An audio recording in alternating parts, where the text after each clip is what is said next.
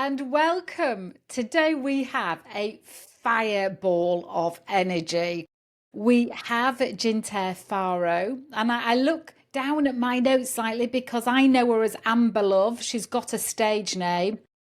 Get us, we've got a guest on with a stage name. And I remember, I don't think I'll ever forget the first time I met Jinter. I was at a York Professionals Event, business networking network, event.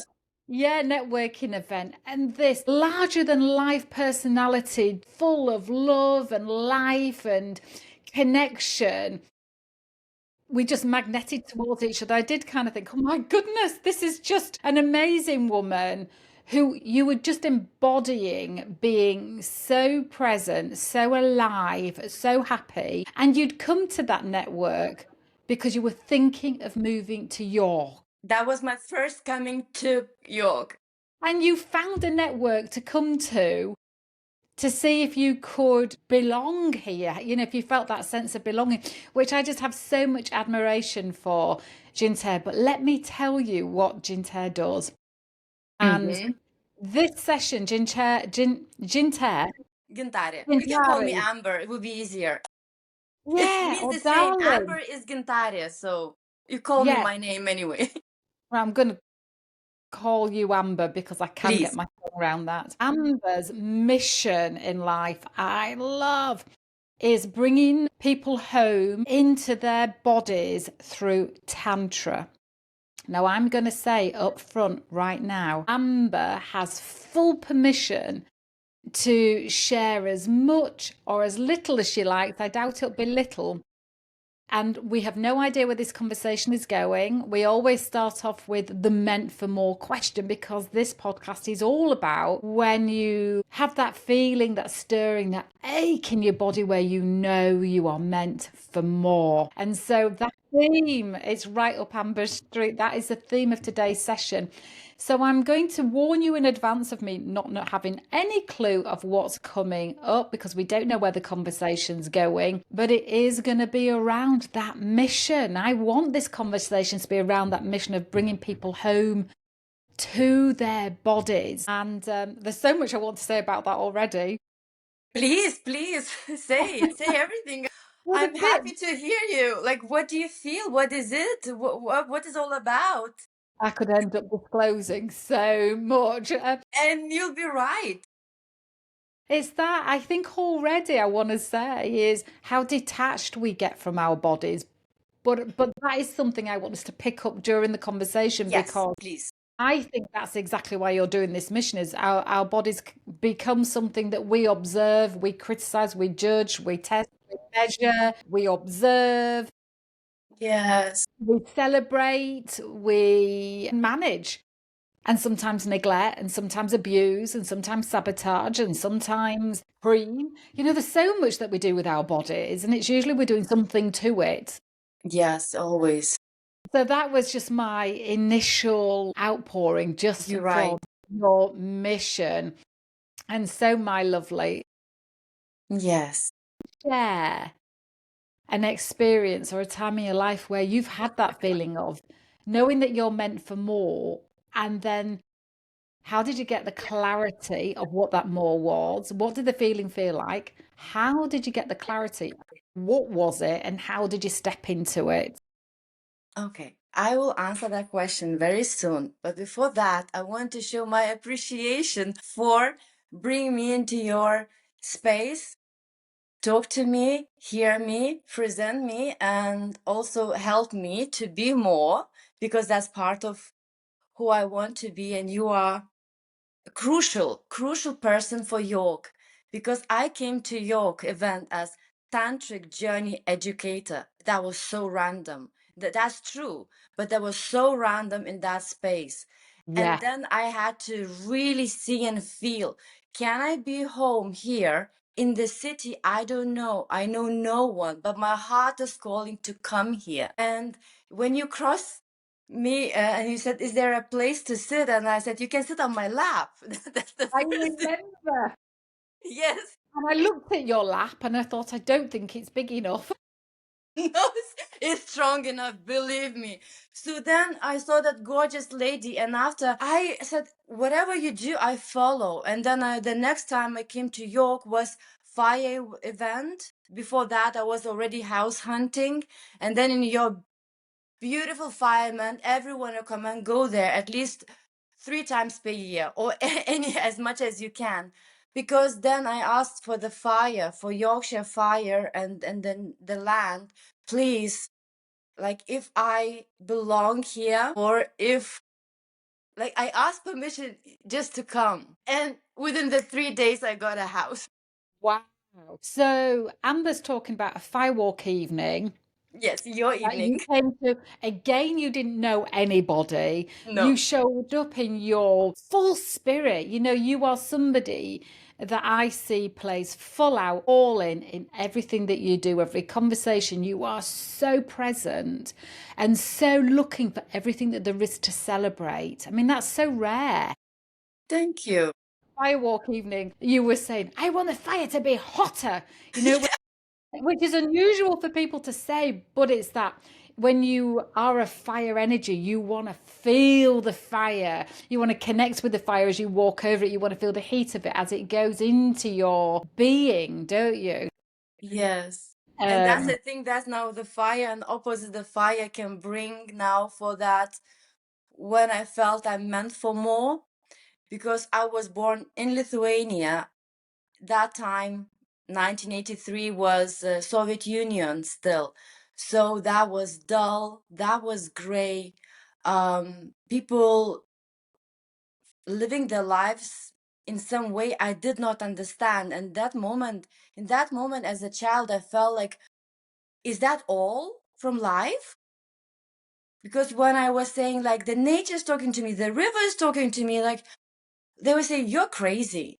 So there was a time when I was dimming my light, that I felt like bursting happy child, going, picking mushrooms with my grandparents, being with nature, with animals, and then suddenly saying, like, no, you are from the family that, like, well, my mom was a cleaner that moment. I didn't have a father. And they were so random. And like, I was looking at all people around, it's like, no, I'm meant for more.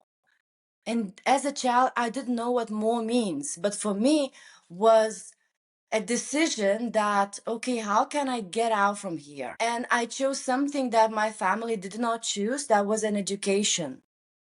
And I said, I'm gonna learn, I'm gonna study. And I went to university, to the free university. I mean, my grades were high enough not to pay for studies. Otherwise, I would not be able to afford. My family would not support me. And then it was just starting the discovering what that even more means, because I had to go out from that gray, dull, abusive environment. And I can sadly say very abusive too. was it? And where was the, if you don't mind me asking, where was the abuse coming from? Was it from within the family or was it So neighbors? there are there are some memories of really a young childhood that things happened to me, even sexually, but I was not aware of that. Later, my mom was in a place where she did all her best she could, but in some moments, probably I was too much, and my brother was maybe a bit too much. And like, if like jumping the story, so we both wanted to commit suicides. I tried twice, I survived. He tried, he succeeded. So he, I don't know, is he luckier than me, or I'm a bad in trying to do that. And that was very young age. It was maybe just 10, 12 years old when I wanted even to quit my life by drinking all the medication from my mom's. Like, I was thinking, like, if I have all the pills, like I eat them, I was just still like not understanding. Then I'm gonna end this life because it's not worth living. But when twice I didn't succeed, I said, okay, now I need to do something about it. Yeah, my mom was abusive physically. I had an uncle who was, I can't say abusing, he was doing something silly. I cannot even describe. It was sexual and sexual abuse in some way, but in that such a tricky way that I did not even reject. I was more like in a freeze mode. And after Yeah. befriend mode, I know now what does that mean. Freezing, befriending. So I was befriending. It's And a survival mechanism, isn't it? yes, yes, In a yes. split second, your unconscious has to make a decision one way or the other, but because it's unconscious, it happens automatically. You've got freeze, flight, fight, fawn. And Yes. so when it's family, it's safer. Well, I don't want to say it's safer to fawn. I don't think none of it feels safe, but I can fully appreciate why fawning would be a go-to. So what happened for you then? You learned such a lot at such a young age. What happened for Yes, I think you? the biggest healers are the worst or biggest wounded people, and that's why I can only talk from my experience and share how did I overcome, because that story would never affect me. I faced that man when I was 18 later. I just looked into him while he was eating his ice cream, shaking with his, because I was already 18. All what he did to me did not penetrate me, but that's it. The rest he did. Having Right. a family and kids. So I was looking at his eyes and like, okay, what do you want now? Because then already being a bit more adult, like say, okay, he did not even dare to say anything. And later I shared that with my mom, later when I had courage. And still, it's like it's so easy to blame an sexual or even the child. You see, like there is so much sexuality in me since the childhood. That man was just not conscious. He was responding to my vibe and he had no permission. So that's why I would even bring that theme. What my work is about also, to bring the consciousness in men, conscious touch, conscious communication, seeing a skirt, short skirt, or even naked body, seeing my breast, that's not an invitation. Yeah. And like through the body work and through that, for me, capacity to hold that space and not to be afraid anymore, I can really help a lot. And these methods can look like, what is she doing? But I know what I'm doing. So yeah, I would say like not conscious men are responding, even fathers, parents are abusing their girls because they're just exploring, and they be touching some parts, and it's up to a man not to respond. Yeah. As you say, to be conscious and have boundaries Yes, is that's powerful. a result. It's powerful stuff. And I mean, and so it's interesting because you are about the connectivity with your own body and accept, well, what are you about? I'm about to do your talking for you here, aren't I? Please, please, I Yeah. like that. Yeah. What about myself? Well, I'm feeling like, Please. your work it can be misconstrued as sexual promiscuous, say the word. Promiscuous? Promiscuous. It can be misconstrued as that when you hear Yes. tantra or tantric sex, or it can be Yes. misconstrued as being liberated without any boundaries. But what I'm Yes. hearing from you is actually this is an essential bringing home of pieces of ourselves that we've abandoned, that we've neglected, that we have judgment over, that we've not felt safe feeling because there's a risk, as you say, that someone, men or women, may not be able to manage themselves. Yes. So I need to manage myself for them. So that, and I think there's some religions, isn't there, where a woman would be blamed for Being looking at, sexual. yeah, looking attractive, that if a man can't control himself, it's the woman's fault, not the man's fault. I Yes. don't know I would specifically still say it's exactly not where that's women's from. fault, but it is also that all women should be aware of. It's not your fault, but you don't go like you don't jump into the shark pool if you know that's gonna happen. Still doesn't mean that you need to cover yourself, but you have to be really aware and read the field where it's really safe, because if you are coming in an environment which is really not conscious, you're gonna be hurt. So like, what if a woman would invite themselves home. And being fully dressed up, can they still be sensual? Can they still be that alluring, magnetizing, and that like inviting energy that is super attractive? Ask because one might think that if somebody's had this incredibly vulnerable, abusive experience, that it may lead you to go in a completely different direction, switch off, disconnect, which I'm Yes. very glad it didn't. But how did you bridge from being in that vulnerable, abusive environment Mhm. to being so alive and so connected to every part of yourself? How did you bridge that? So there can be different methods, and my journey took years and years of recovery and different modalities. However, in Tantra, you can go straight to the point through the body work. But in that moment, what you are doing, and of course, for the beginning, for that vulnerable lady, that would be the best to work with a female and bring back that trauma, per se, or that emotion stored in the body. Sometimes we don't even know. So in the tantric session, you become like an explorer, detective. Okay, what is happening in this body? Because every time you don't know, you know nothing. Even the story is not everything.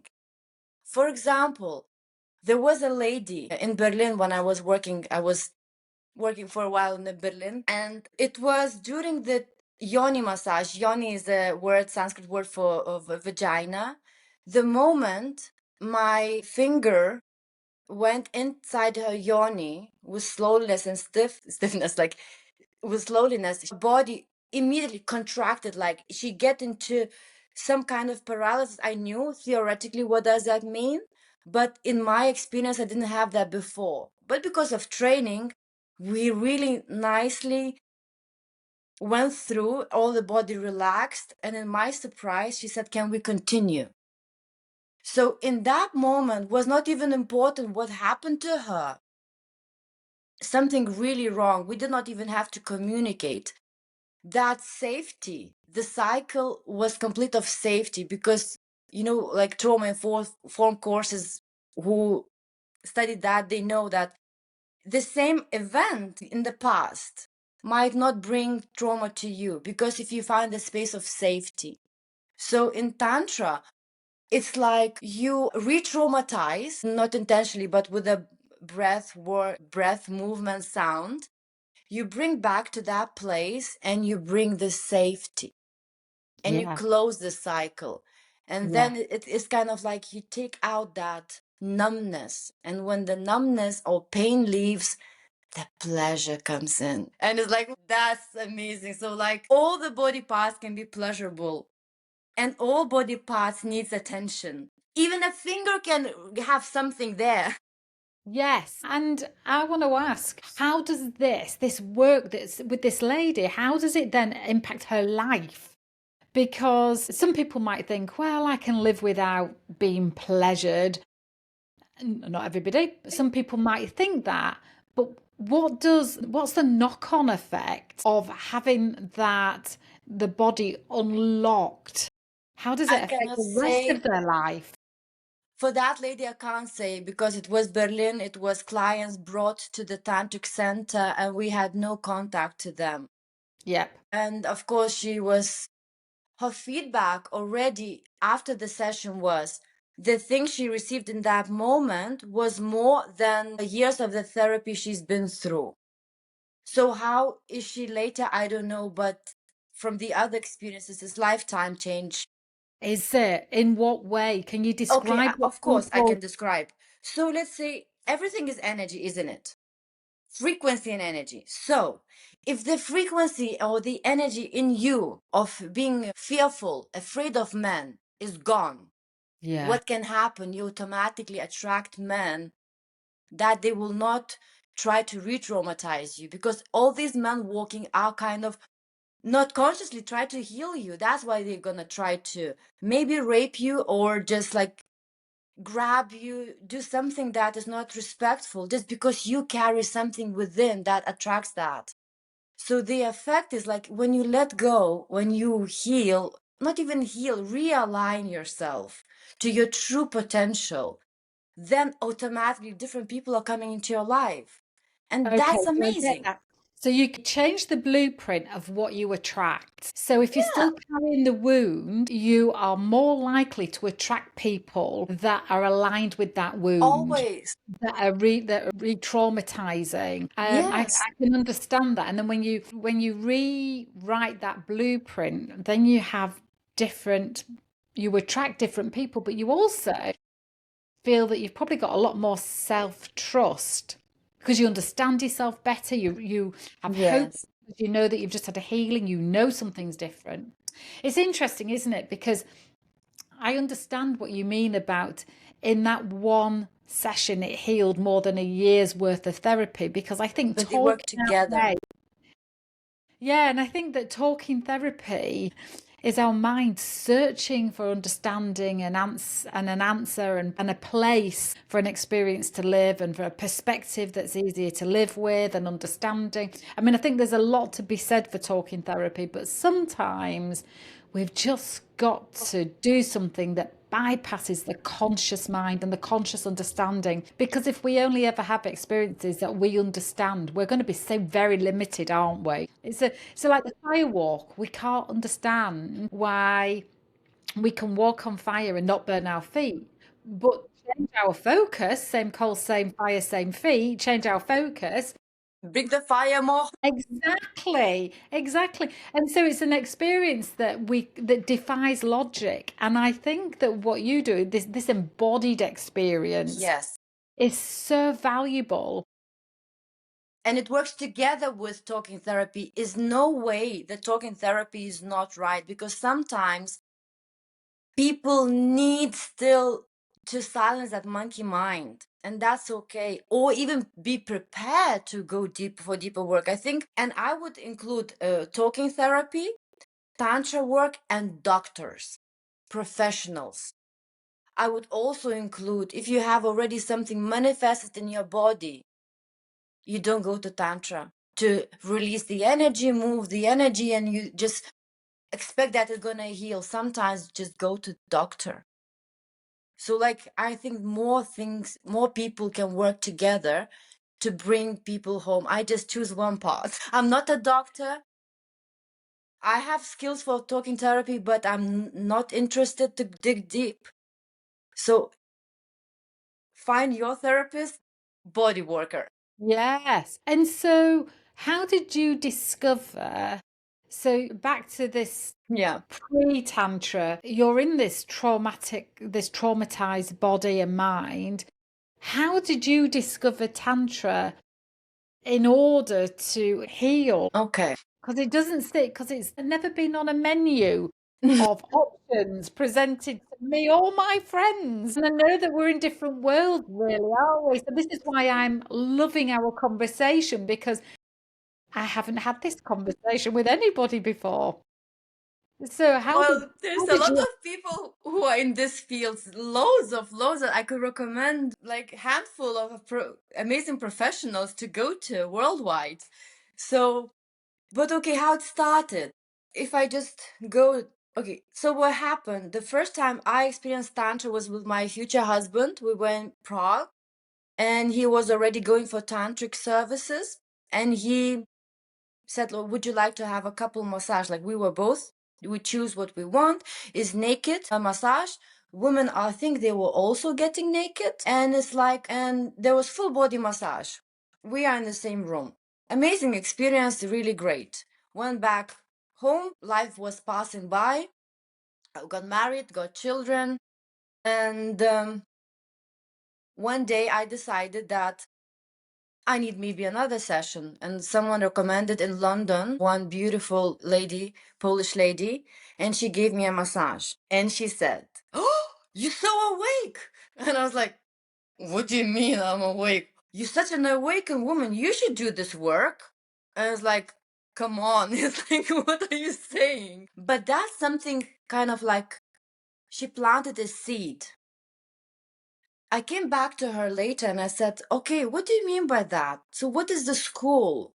And she recommended me the school. And in that moment, When I went to the school and I understand the chemistry of Tantra, I saw that I was self-healing for many years in a very destructive way Wow. through Wow. So sex. your intention was to heal, or you didn't even have an intention? Intention is always to heal, but the way I was behaving, or let's say I had maybe less sex than any female having a husband in my life, but if we do a body count, probably I will have much more. I love that term, a body count. Yeah, well, because that was body, that's truly what I would say body count. Because being kind of like a yes girl who cannot say no, or the opposite, like trying to attract, trying to seduce, trying to kind of get laid, even that was also part of it. But all what I really truly desired through that re-traumatizing myself to heal, but I was just choosing wrong people. I mean, they're just a man. Can I Man, just ask, what do you think you were doing? And do you think you were putting yourself in positions where you chose the time, you chose the person, you not chose always. where? They No. chose me as well. Once it was very, very sad story, and I say love to you, whatever the girl will recognize me here. But I came here to tell the truth, yeah. So one act of me being so open and nice, I was always, let's say, truthful, not a cheater. When I was a teenager, wanting to kiss another boy, I had to quit with a previous one. That's how I was. And I was already in the time of kind of engaged with my future husband. And I was still living in a dormitory, the student place.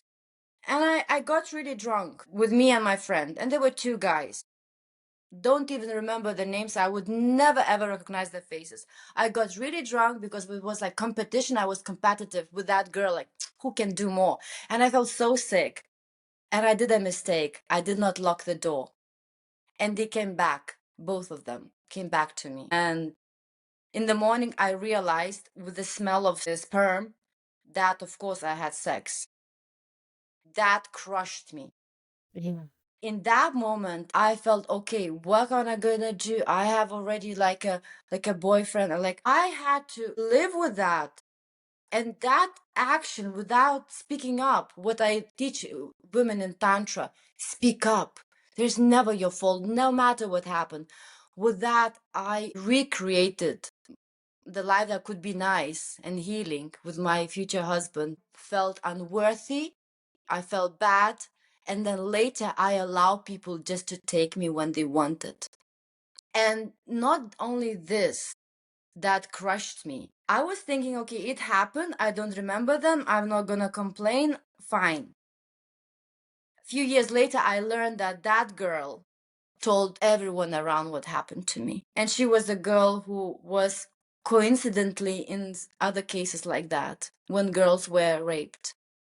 Not physically raped, but like something she was sometimes, somehow in some place. So as I see now, she was also subconsciously like recreating rape or things, but it was like, that's messed up. That's so wrong. And yeah, and yes, so sexuality. I shared it like, oh my gosh, I said it, everything like, that's so good to say. And there's no blaming anyone. I take responsibility. However, then if Tantra would be not demonized from the early beginning, from the early stages of even manhood, or for the girls, you don't have to do deep body work with them. It's just talk about it, voice yourself, have your boundaries. My daughter, she's 19. She knows everything about my work. And even her friends are happy to listen. And I don't even need to do body work to them. We just can talk about it. Now my ex-husband, I'm divorced. Well, things happens. So he is fully supporting me as well in my journey. He even joined the first module in the same school just to check what's that? Because it always can sound like, what is this? Like some cult. So yeah, he saw and he trusts that all I do is good. So now I'm fully supported. So again, to answer that question, like, how did I do? I don't know, trial and error. I did many things wrong and right. Now I could just guide people to do the right thing. I think it's, when we've had a childhood of trauma in our then late teens and 20s, we are reliving a reflection of it in some way. And we don't just leave, Yes. we don't go from the trauma straight into the healing. We go through this battleground almost. Not everybody, I get it, but we go Hmm. through almost this battleground of reenacting the pain in different ways. Yes. And we're addicted to that pain. Yeah, it's a vibration that we're familiar with. The discomfort, the lack of Yes. self-worth, the abandonment, where we've been abandoned, we then abandon ourselves and then we And we put choose ourselves. people who are gonna abandon us. Yes, and we Yes. find people that are going to be avoidant and not here for a long time. And so we keep recreating the vibration that our system's familiar with. So what I think we go through a period of having the trauma, then Hmm. recreating it Hmm. ourselves because we're used to it, and then people, from the observer, the people that are observing, they're like, oh look, so and so's gone off the rails, and there's a Mm. little bit of judgment towards it rather than what's that a reflection of? What's going on there that that person is reliving because it's what they know. And then there's I always think it's, for me, I was introduced to, well, coaching really. And then from that point, I then started to heal that childhood. I then Mm. healed the reliving it in my Mm. 20s. But it's a bit like life gives you, as you call it, the modality, and then we take the opportunity because I thought I'm going to do this for other people. I don't need healing. I'm Yes. going to be doing it on other people. And little did I know that that was just the beginning. And it takes a lot of courage to think, I need this. And then I found the other modalities. I became a hypnotherapist, the master practitioner of NLP and hypnosis, but the most powerful one being the firewalking process. Oh, yes. That's beautiful. Isn't it? And that to me did the biggest amount of healing that is unquantifiable.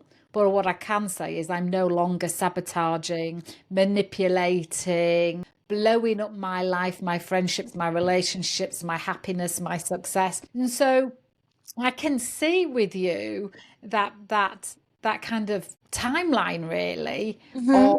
the trauma, the reliving it, then the experiencing something that healed the wound, that then you became the wounded healer. And Yeah. it just, I think it makes for anybody coming to see you and be with you. I think there's a trust that people must feel because they think without you having to share your story, they know this person's got here. Yeah, I feel like they know this person's got here um, through a Mm. lived experience. And There's nothing I could judge. Just bring it on, challenge me. Because we would need 10 podcasts to share, but that's still, there are things that still touches me and I'm still healing.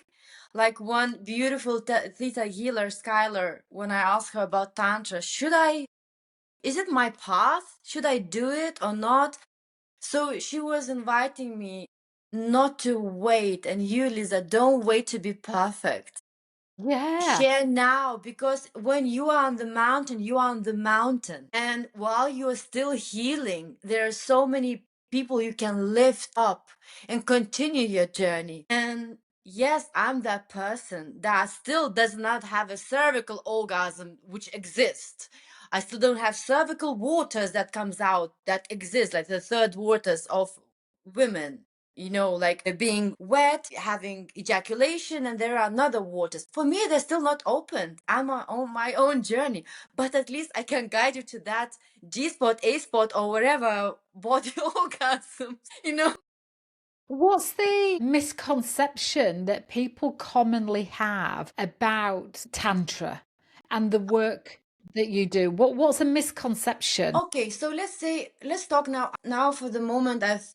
thought that it would be more efficient to work with men only, because I had to overcome the shaming, the blaming, the bitching or something that I'm doing something wrong. But after many times when in tantric journey or like some places when couples are asking me to come in and help them and trusting me, or wife send her husband to me, I said like, oh my gosh, so I'm trustworthy. Because I was like, say, okay, I cannot touch a man because like it's someone else's man. I don't want that kind of like some female to come and and smash my windows, if she finds out where I live. So when I healed that trauma, judgment trauma, like being judged, because I know where the space I'm coming from. So I decided to work with men only. And why? It can be women as well, but I can guide men how to treat women and awaken their own female. So the biggest misconception from men's side is like, is there a happy ending? Because it looks like there's nothing else in this body of a man. It's just to have an ejaculation.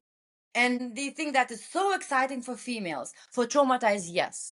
For traumatized ladies, if man does not ejaculate, doesn't see the ejaculation, say, oh, you don't like me. Am I not attractive? If a man doesn't orgasm, it's like, so that's a misconception that we need to do something with our bodies, like even having orgasms. And what is the opposite for man is to show that, like my teacher said, yes, I offer, like, no, I don't offer happy endings. I offer happier ending. It's like, how does it feel like to hold, bring the blood and energy into your lingam and spread it in your body? Right. If you want to pay, like you can pay 50 pounds somewhere else and have that, or you can do it yourself. Why coming to me? So sometimes it can happen when there is a release of erectile dysfunctions and you work through it. There's no shame to ejaculate either. But misconception is to come for pleasure. And definitely it is pleasurable when you, first of all, find the body parts there's no pleasure. And imagine if you unlock them, release them, how much more pleasure you can have in your body. So that's the one misconception. And other thing is like that if you come, you're gonna have like a pleasing service. Right. Because also I do body to body when a man is ready. But that readiness is like, can you really surrender? Can you not touch me? Can I energetically feel that it is coming from your heart? And just to feel my body as the feminine side of your inner, like inside, like, can you just receive me? And again, take back this energy to yourself. I'm just reflecting what is yours. So that's kind of, again, is that a pleasure service? Pleasurable, yes, but that's not a pleasure service. And then there are also there like the energy of the mouth, like a kiss, is different frequency than hands. Yoni is, oh wow, wow, it penetrates all the body and everything, but that's that's not the subject. So like, so the kiss, if you kiss the body parts, I just say I don't kiss lips or lingam because it is like, it's hard to explain the person not to receive it properly because they think it's sexual. But kissing an ear or scar, or even like going through your body and smelling your armpit, some people are not happy with their odor. That's a trauma. So there are senses of smell. I can smell all your body parts. I'm not gonna lie if something has not nice smell, but it's like some other body parts that they have a nice smell or something, I gonna give you compliments. So there's another thing. It's like, so like, I can be so devoted to the person's body, but that's only for that person. Bring your power back. I love your body so much. That's how you love yourself. So it sounds like you have a very active role in the healing, that you are participating in it, but it's not to be misconstrued with overstepping a line. It's No. therefore unlocking, releasing, connecting. Yes. But in order to do that, you are active in it. Yes, it is active. And activity is with a man, they need to be passive, fully passive, in order to receive that activeness. Because the moment if the man feels like kind of his energy comes in, for me, naturally, it's like it locks, okay, there's silence and peace and stillness. If you want more energies to move, is more. For women, it's the opposite, is to activate the Shakti, to activate her, to be more like aroused and happy. And for man to put to sleep, and it goes like you put a man to his feminine. So when this is a safe man, and he shows that in like with his partner or woman or wife, bring back that knowledge back home. And can he wait till a woman says like, I desire you, love, can you penetrate me, can we make love? And still the answer is like, in the moment, lovely, like, or something. Is there are so many tricks and things, like being so open from me, from my side, and still not taking anything from the man, nothing, like seeing like a doctor in some way, but the doctor who also allows the sexual energy flow through both, because then two become one. But because I feel more conscious and more and more and more and more, I don't get into trouble. None of the clients are even asking me for coffee after that. Oh my gosh, I'm so poor. And so here's a question that I don't know if it's just me thinking it, and I don't even know if I'm being disrespectful in asking Bring it. it on. I love it. Like, I really love it. Are you naked as well? Yeah. So you can be, you're not always, but you can So be. let's say there are steps. Of Right. course, I can be naked too. Oh, it's so, I like being naked. Like, but the thing is, to get to the stage for a man, for me to be naked, you have to prove me while you are clothes on and I am clothes on, because it's the level 1A I call. It's a And what? can you, 1A, like there are levels of Tantra. 1A. Got 1A you. is like 1A, 1B, 2, 2 plus 3. So, like, can you in level A come and be fully dressed on yourself, like some t-shirt and trousers, and I'm dressed on, or you can be naked and I'm dressed on, like 1B. Are you able to hold yourself? Are you able to surrender? It's like, and it's very easy. You can see it immediately. So for those men who are absolutely closing their eyes and they are, let's say, tuning back to themselves in their masculinity, that's so nice to be naked. Then you don't have to wash your clothes. Oily clothes that you put oil on the body. So I like it. I even like it, to be honest, but I don't offer when a man is not ready. And readiness, can he respect me? Can it be from the heart? And when I was working in Berlin, for example, I saw, because that was the rule, to be naked. That's why I overcame that trauma of my, like, because in Tantric Journey, we clothes on only therapy. So then one man was like peeking and looking at me, and I noticed that, and I said, do you want to look at me? He said, like, I'm sorry. I said, that's okay. So I sat in the position with my breast towards him. I said, open your eyes. This is a body of a female. That's the breast that nurtures children. This is like, and then he kind of really like relaxed, and I said, no, I can't. It's like, it's not good to look at. I said, who told you that it's not good to look at woman's body? Why there is a shame? So I use my nakedness also to override his trauma of looking at woman's body, because he was like secretly still like looking and trying to see me. And then after that cycle, or to cutie pie, he just like closed his eyes, surrendered, and I could continue my massage.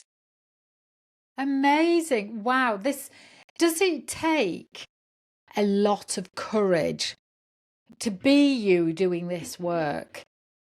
Because you just sound so free. Yeah. What does it take to do this work? It takes courage to look deep into your own shit. Yeah. Yeah. It takes that, and just like everything is just kind of bring us back to our troubles. And the more I see triggers in life, the more I look inside and I see what else, where there is self-judgment. Because if I don't judge my nakedness, if I see my body, my cellulite, but like all the things that I am, like as that's my story, that's my body, that's my vehicle. So if I see that, why would anyone would judge me? And if they judge me, maybe that's a seed for their healing. But it's up to them to take it or not. But I cannot be not that. So you can ask me any questions. There's no question that can trigger me. I feel that this is just so, you're being so open and so honest and so real. It's absolutely, I can completely understand how it is healing for people being in your presence. How do you get business? I say it like, Okay. I said business like it's a bad word. How do you get business? Oh my gosh. Like, I yeah. prefer to fuck thousands men for free than charge money. Oh, how come it's a business? Yeah, that's another shadow of female that I had to overcome. So my business was business, like going to working in Berlin, there where no one sees, coming only by recommendation. Like, okay, and I kind of even see because some people try to sneak in, and I know because I kind of know the network, I know people I'm working with. It's just like I'm so aware. I was not publishing myself, still getting clients, yeah? But now, because of you, my lovely, I had to do it open. No, what I did, I just now updated my website. It was never a secret. It was just not marketed. I had a website and now it's refreshed. It's beautiful and it's really sensual, but it's classy and elegant and heart-centered and Thank you. calm and loving, and but also unapologetically you is. But who else I can be? Yes, and maybe you can put this conversation on your website if you need to. It would Yeah, be nice, of course. yes. And in closing, then, we've been talking for 50 minutes, it feels like five, and I'm sure that once we hang up, say goodbye, I'll think, I wish I'd asked her that, I wish I'd asked her that. I'm sure there'll be lots of questions that people will have, so I'll have to get you back for the even braver questions out there. But Bring it all. There's no question cannot be answered. in closing, then, what is your top tip or your bit of wisdom for someone who feels shut down for whatever reason? What's the first tip you would give them? Okay, feel into it. Just feel it and find help who can just help to go through that feeling, experiencing it, and that they see how that shutdown would transform into what, and no expectation of being shut down to be opened up. Maybe there's another journey. Just stay curious, I would say. Stay curious what this shutdown means to that person and what is it. And definitely, there are many modalities, not only Tantra. Lisa is one of other therapies that you do. It's like it can be guided. I think it's very easy question. Just find a person you trust. Don't be alone. You are worthy. You are loved. You are needed. And please, we need you all open and dance this life and celebrate. It's interesting the bit that you say, don't do it alone. So many people feel. I was talking to somebody last week who's in a really tricky place in their life, and we were talking through the possibility of me coaching her. Mm-hmm. And she came back. I mean, it's near Christmas, the money was a factor, but she said, I feel like I need to do this myself on my own. Mm, It's interesting, this belief that if somebody yeah. helps us, then we're less in some way. And actually, I was walking Lexi this morning thinking about just how powerful and amazing coaching is, and doing something with somebody, how amazing it is that you get to see what your own thoughts are. You get to see your own magnificence so that you can Mhm. be more of it. And you also get to see and hear where your unconscious blocks are that you think, oh, I didn't realize I was believing that. And Yes. but to be all of that to yourself and live this very busy, high demand life is a lot. And so I love that you said, and be with someone, Yes. go through this with someone. We definitely need to set up another podcast because we've not talked about family constellation or the silver method.